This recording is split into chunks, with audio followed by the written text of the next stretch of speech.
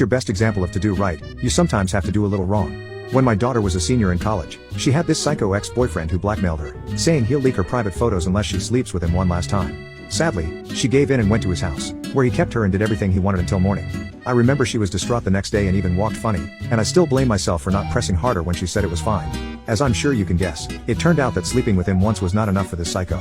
He began demanding it weekly, or else he'd leak her photos. I don't know exactly how many times she gave in, but I do remember seeing her get sadder and sadder over a few months. God, I blame myself so much. Thankfully, she finally got the courage to speak up.